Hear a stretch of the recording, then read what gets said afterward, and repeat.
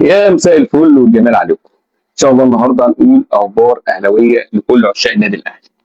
طبعا النادي الاهلي عارفين الفتره اللي فاتت كان فتره صعبه جدا على النادي الاهلي.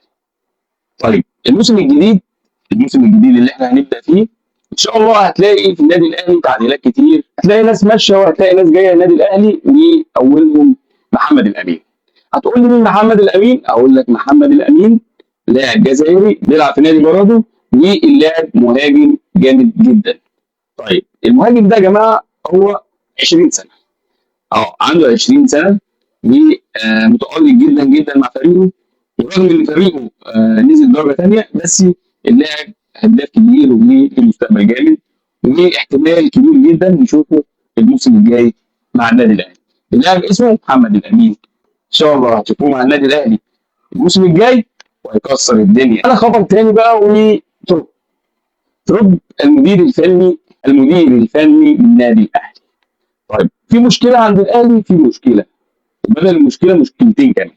طبعا احنا عارفين كولر بعد ما مشي الراجل مش راضي يتنازل على العقد بتاعه خالص.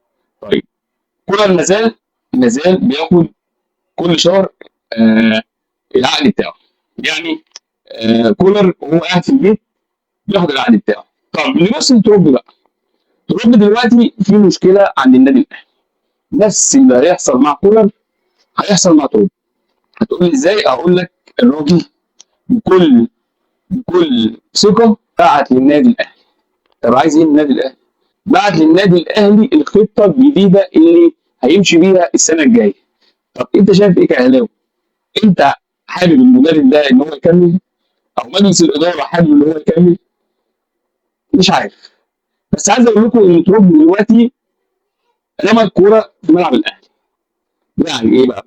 يعني تروب دلوقتي بيقول لهم انا جاهز الموسم الجاي. عايزين بقى معناها كده عايزين تعملوا زي المدرب اللي فات، تدوني فلوس انا في بيتي مفيش مشكله.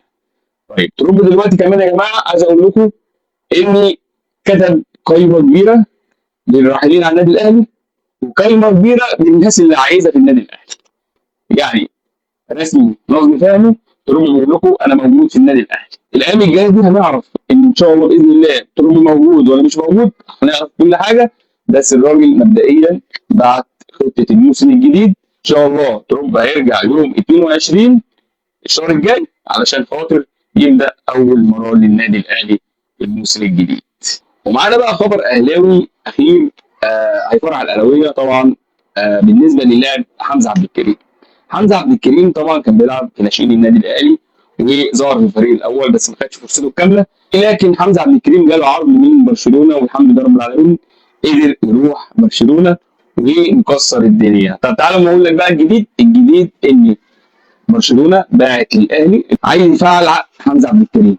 لاعب مهم جدا في برشلونه، وكان موجود كمان المدير الفني لبرشلونه الماتش اللي فات، وحمزه عبد الكريم احرز هدف. ان شاء الله ممكن نشوف حمزه عبد الكريم في الفريق الاول.